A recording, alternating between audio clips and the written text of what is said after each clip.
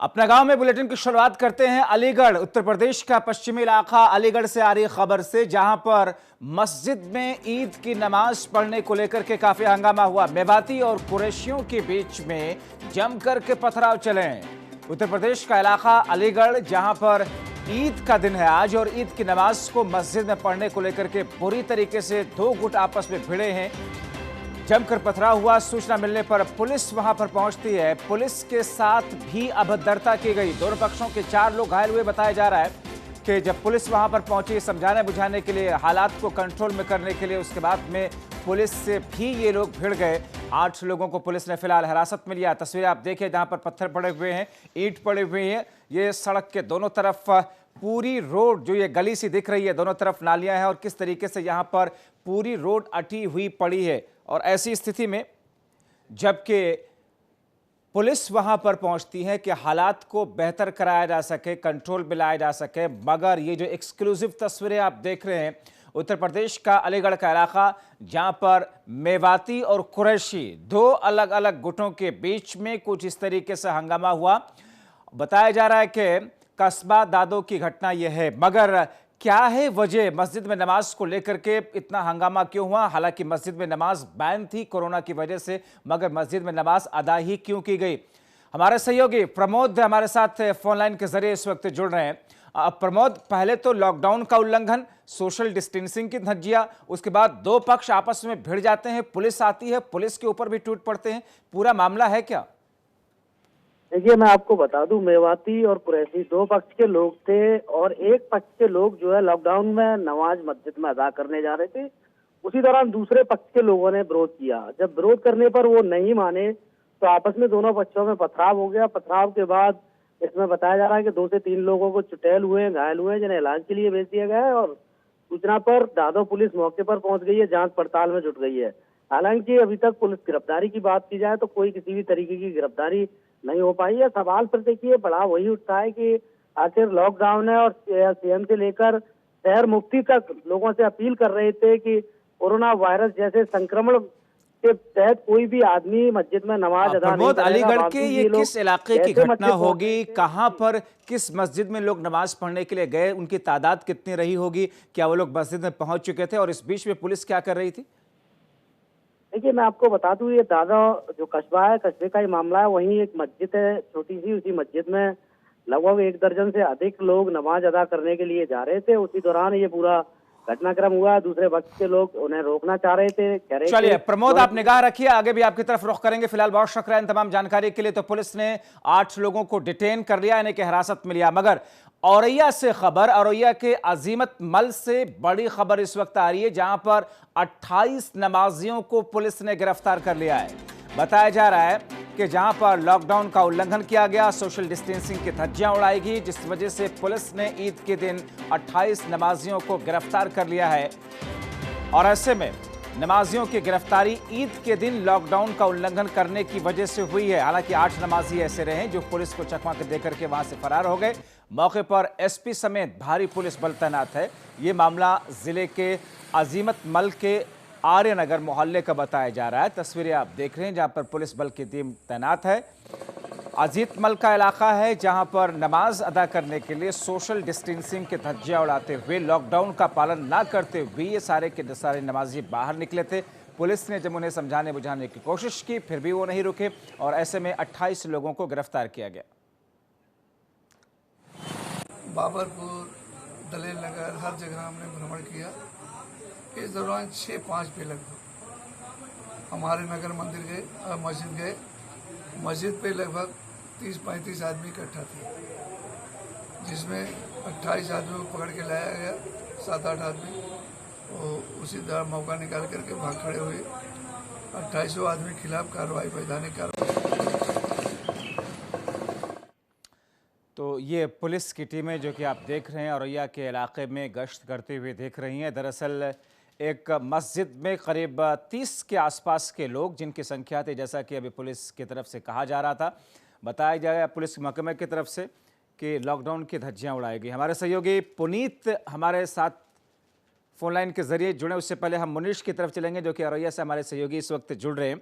मुनीश, हर तरफ लॉकडाउन है और पहले से ही इस बात का अनाउंसमेंट किया गया, इंस्ट्रक्शन था, अपील थी कि कोई भी मस्जिद में नमाज पढ़ने के लिए नहीं जाएगा, मगर फिर भी औरैया का जिला प्रशासन, औरैया की पुलिस प्रशासन ने कैसी व्यवस्था की कि लोग मस्जिदों में फिर भी पहुंच गए?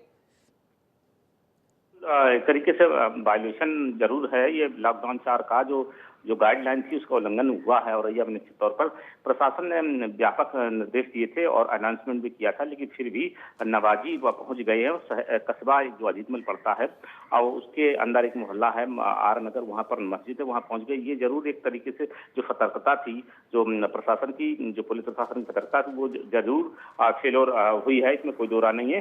पर जैसे ही मुनीश, ये सवाल इसलिए भी क्योंकि इस किस्म की जब कोई गैदरिंग का मौका होता है, त्योहार का मौका होता है, किसी भी धर्म से जुड़ा हुआ, गांव गांव में पुलिस तैनात होती है, कम से कम 2 से 4 पुलिस वाले वहां पर मौजूद होते हैं और गांव में ज्यादा से ज्यादा एक गांव में 1 या 2 मस्जिद होती है। ऐसी स्थिति में लोग मस्जिदों तक पहुंच जाएं, इसका मतलब व्यवस्था को ठीक तरीके से नहीं किया गया, वहां पर लोगों से बातचीत नहीं की गई, समझाया नहीं गया, डराया नहीं गया। जी जी जी, बिल्कुल कहीं ना कहीं चूक जरूर प्रशासन से हुई, पुलिस से जरूर चूक हुई है। नवाजी पहुंच गए, जबकि वो जो मोहल्ला है आर नगर, एक रोड पे फटा हुआ और कस्बे के अंदर थोड़ा से अंदर का मोहल्ला है, वहां पर मस्जिद है। ये मस्जिद में ये जो नवाजी पहुंचे हैं और लगभग 36 नवाजी पहुंचे थे, जिसमें 28 नवाजियों को गिरफ्तार किया गया। लेकिन ये जरूर सही बात है कि पुलिस से चूक जरूर हुई है कि उन्होंने सतर्कता नहीं बरत पाई। चलिए, और फिलहाल केस दर्ज कर लिया गया है, गिरफ्तारी भी हो चुकी है। बहुत शुक्रिया मुनीश त्रिपाठी इन तमाम जानकारी के लिए। मगर ईद के मौके पर श्रावस्ती में भी कुछ ऐसी ही तस्वीरें सामने आई। ईदगाह और मस्जिद में नमाज वहां पर तो नहीं पढ़ी गई, लॉकडाउन के चलते एहतियात बरता गया। तो यहां से अच्छी खबर यह रही कि नमाजियों ने श्रावस्ती के अंदर ईद के मौके पर जो लॉकडाउन है उसका पालन किया, मस्जिदों के लिए नहीं निकले, ईदगाह के लिए नहीं निकले। शहर से लेकर के गांव तक दर्जनों ईदगाहों के एसपी, एसडीएम, सीओ सहित आला अधिकारियों ने वहां पहुंच करके निरीक्षण किया। मुस्लिम समाज ने देश के प्रति मोहब्बत का संदेश भी इस मौके पर दिया। लॉकडाउन का पालन करते हुए घर पर अदा नमाज की गई है। लोगों ने कोरोना महामारी से जल्द निजात मिलने की दुआएं भी इस खास मौके पर मांगी हैं।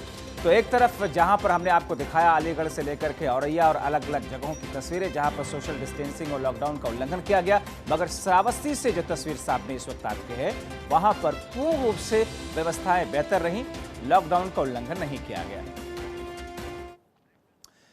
महिला और बच्चों का शव मिलने से सनसनी फैली है श्रावस्ती में। बताया जा रहा है कि 22 साल की एक महिला और 1 वर्ष के बच्चे का शव मिला। मासूम के चेहरे पर चोट के निशान भी दिखे हैं। हत्या करके शव फेंके जाने की आशंका।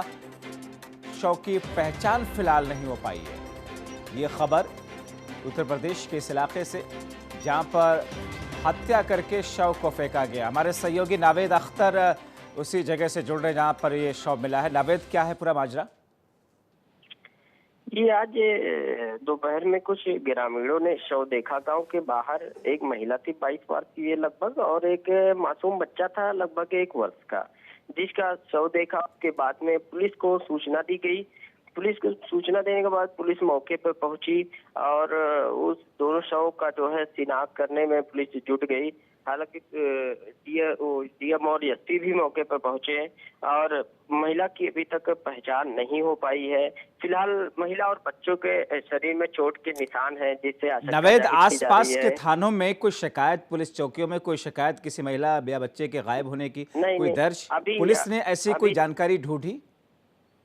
नहीं, अभी तक नजदीकी थाने में सूचना दी गई है पुलिस द्वारा और जांच पड़ताल की जा रही है। अभी तक ऐसी सूचना नहीं आई है। चलिए, बहुत शुक्रिया नावेद इन तमाम जानकारी के लिए। तो एक महिला और एक बच्चे का शव मिलने से इलाके में सनसनी तो आई है, मगर अभी तक इन दोनों शवों की शिनाख्त नहीं हो पाई है।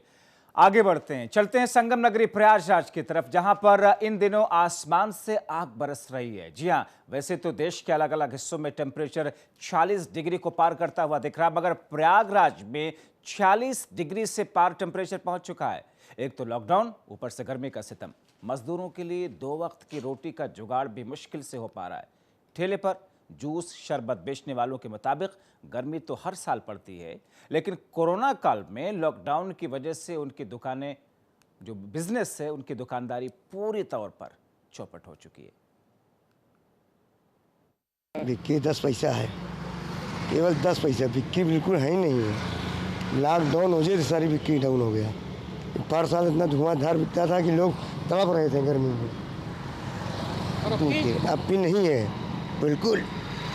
10 पैसा के गर्मी जो शुरुआत हुआ लॉकडाउन लगा हुआ है, पब्लिक निकल नहीं पा रही है। इस साल कैसी बिक्री है आप लोगों की? इस साल अब की जो है लॉकडाउन की वजह से जो है बहुत दुकानदारी बहुत डाउन चल रहा है और दुकानदारी में कोनो दम नहीं है।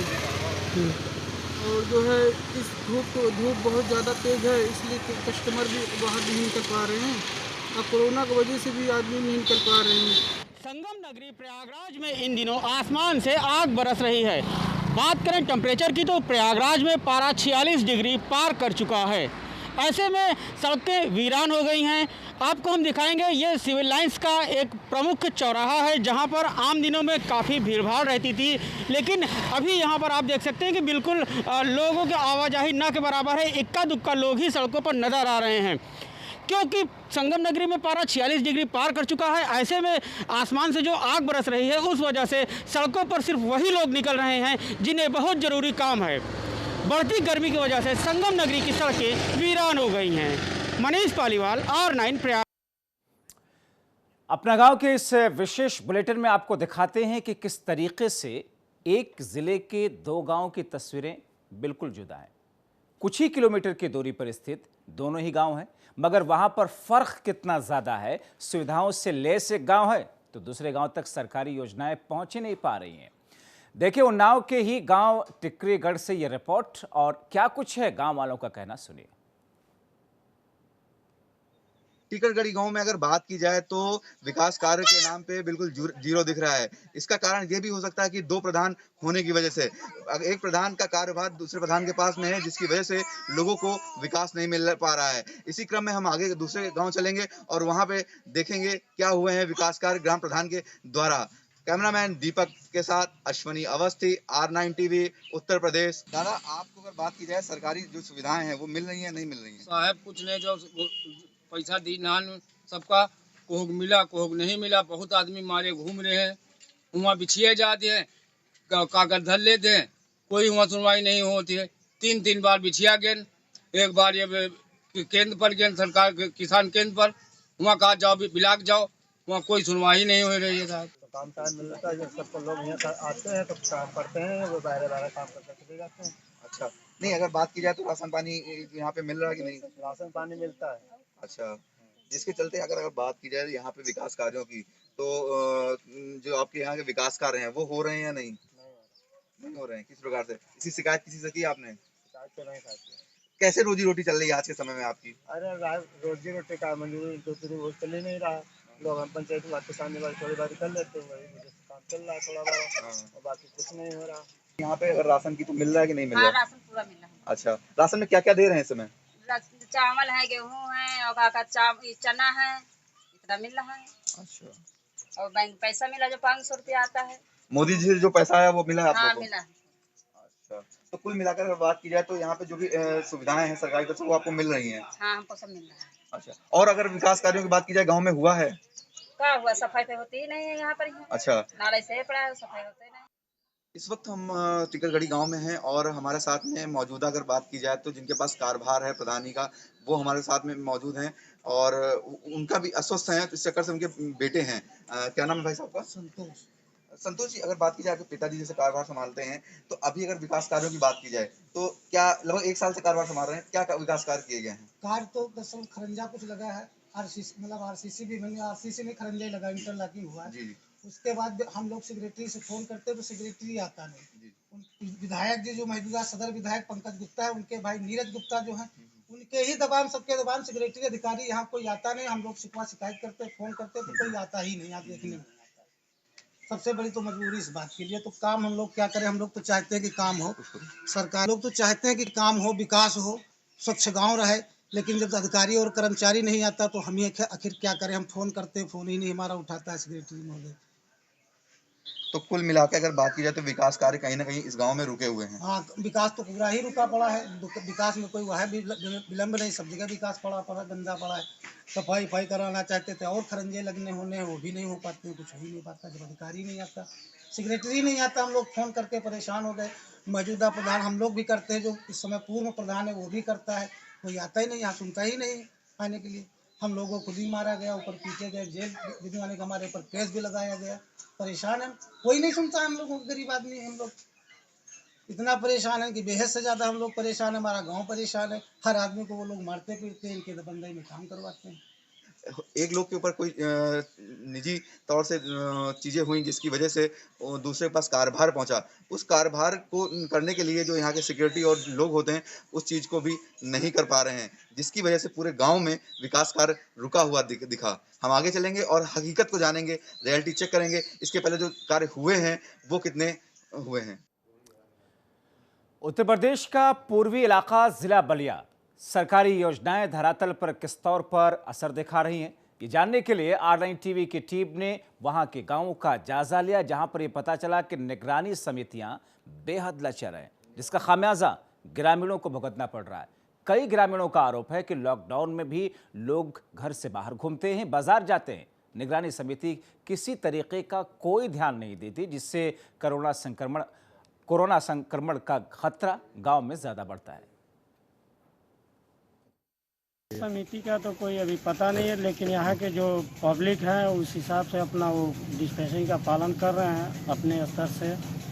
अभी समिति इधर उधर कहीं दिखी नहीं है हम लोगों के गांव में, लेकिन यहाँ के जो नागरिक हैं वो अब जो बाहर से लोग आ रहे हैं उनका अपना अलग एक ठहराव, अलग खाना पीना और उनका देख रेख कर रहे हैं। तो क्या समिति पूरी तरह बाहर से आने जाने वालों को हम लोग की कड़ी नज़र है सर, देख रहे हैं, हम लोगों को सही प्रबंध कर रहे हैं, बैठा रहे हैं, लेकिन प्रधान वगैरह की तरफ से कोई सुविधा हम लोगों को नहीं मिल रही है। तो क्या समिति की तरफ से निगरानी समिति है जो बाहर से लोग आ रहे हैं उनकी निगरानी कर रहे हैं कि नहीं? लोग हम लोग कर रहे हैं, आम आदमी आम नागरिक कर रहा है। अच्छी व्यवस्था नहीं है। शासन ने जो व्यवस्था बनाया है कि मास्क देंगे, ये करेंगे, वो करेंगे, किसी प्रकार का अभी तक इस गाँव में कोई व्यवस्था नहीं बनी है।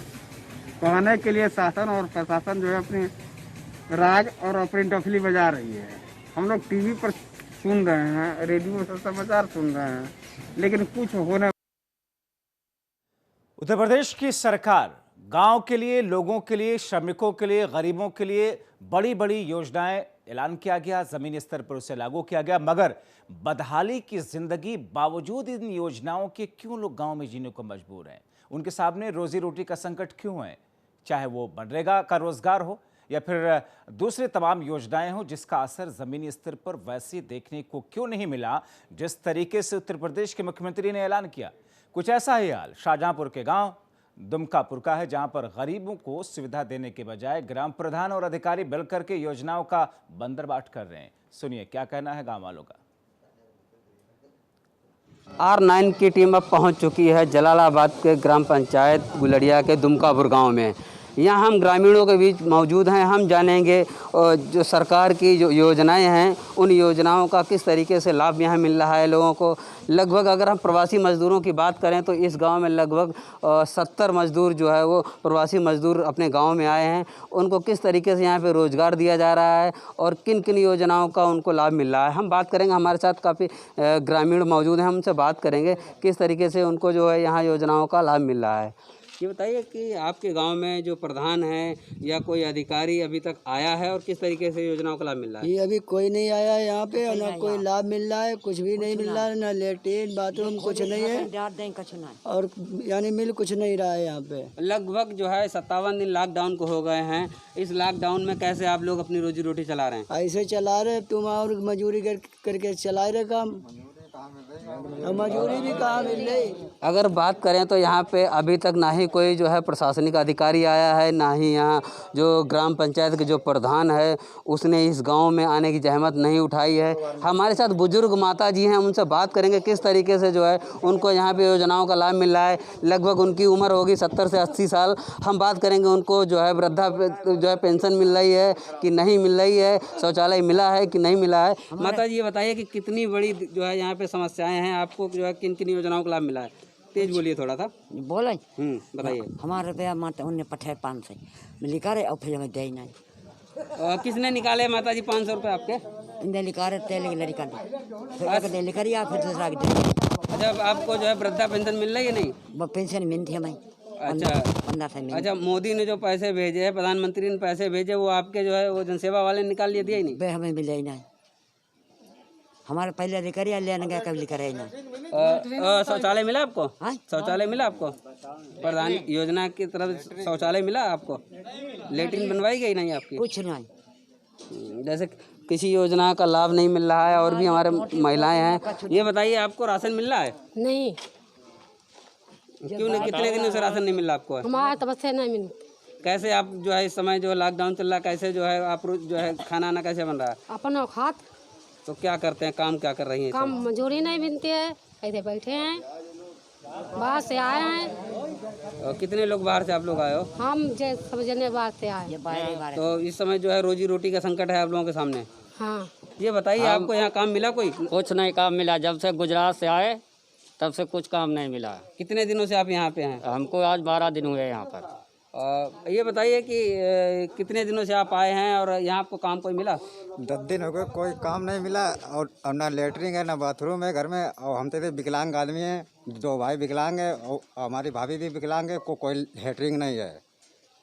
जिस तरीके से परिवार में जो है लगभग 2-3 लोग विकलांग भी हैं और अभी तक प्रधान की तरफ से यहाँ पे या सरकार की तरफ से इनको किसी योजना का लाभ नहीं जो है मिला है, शौचालय तक नहीं बनवाया गया है। और भी प्रवासी मजदूर हमारे साथ में, उनसे पूछेंगे। ये बताइए कि आपको कोई मनरेगा के तहत काम दिया गया अभी तक? कुछ नहीं, हमें तो आए लगभग हो गए कम से कम 42-43 दिन, कोई काम नहीं। तब से ऐसे बिल्कुल बैठे हुए हैं, कोई काम नहीं, मतलब लेटरिन बाथरूम कुछ भी नहीं है और ना कोई काम। ऐसे अपना काम कर रहे हैं, कोई व्यवस्था नहीं है मेरे पास। ये बताइए कोई काम मिला आपको? कुछ नहीं मिला। कैसे रोजी रोटी चल रही? चूल्हा कैसे चल रहा करता? कैसे नहीं, ऐसे भूखे अपने काट रहे हैं, भूखे प्यासे काट रहे हैं, पानी पी के गुजारा कर रहे हैं। आप देख सकते हैं किस तरीके से जो सरकारी योजनाएं हैं उनका जो है ज़मीनी स्तर पे गला घोटा जा रहा है। प्रधान और अधिकारी पूरी तरीके से जो है पूरे मामले में लिप्त नज़र आ रहे हैं। लेकिन सबसे बड़ी गंभीर बात यह है कि सरकार के कड़े निर्देशों के बावजूद भी इस गांव में ना ही अभी तक प्रधान पहुंचा है और ना ही अधिकारी पहुंचा है। शाहजहांपुर से कमलेश। तो शाहजहांपुर के दुमकापुर गांव की ये तस्वीर आप देख रहे हैं। शायद प्रशासन में बैठे हुए लोग R9 टीवी की इस रिपोर्ट के बाद में वहां के हालात को बेहतर करें, मगर उत्तर प्रदेश का लखीमपुर का इलाका मनरेगा के तहत रोजगार देने में अव्वल नंबर पर है। सबसे ज्यादा रोजगार अगर किसी जिले ने दिया है तो फिर वो लखीमपुर खीरी है। मगर वहां पर स्थितियां कैसी हैं, क्योंकि जो सरकार की दूसरी योजना है किस तरीके से लोगों की जिंदगियों में आसानी पैदा कर रही हैं। R9 की टीम ने ग्राम पंचायत मंगलगंज पहुंच करके वहां पर जायजा लिया, वहां पर बातचीत की लोगों से, लाभार्थियों से, या फिर उनकी शिकायतें क्या हैं या सब कुछ ठीक ठाक है, जमीनी स्तर की हकीकत क्या है, आइए देखते हैं।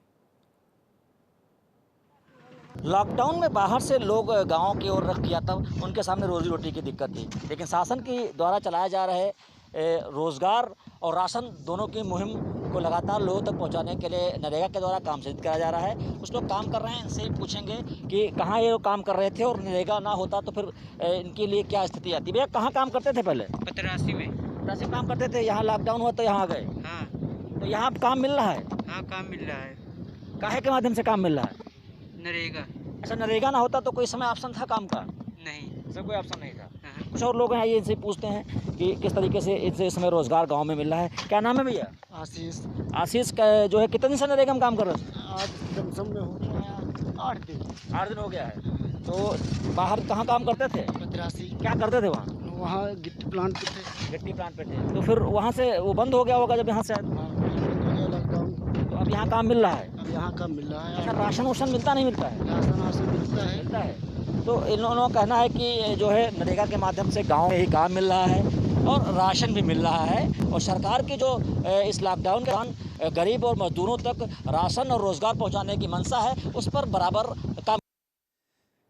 तो उत्तर प्रदेश के गांवों की ये मिली जुली सिचुएशन, ये मिली जुली तस्वीरें आपने देखी। शायद R9 टीवी के इस कार्यक्रम अपना गांव को इस वक्त उत्तर प्रदेश की सरकार में बैठे हुए लोगों से लेकर के सेक्रेटरी, बीडीओ, जिलाधिकारी सब देख रहे हों, जहां पर स्थितियां अभी बेहतर नहीं है जमीनी स्तर पर। मुख्यमंत्री योगी आदित्यनाथ के द्वारा जो योजनाएं ऐलान की गई, उनका फायदा अगर लोगों को नहीं मिल रहा है तो अब शायद मिलना शुरू हो। अभी के लिए अपना गाँव में इतना ही। आप देखते रहिए R9 टीवी।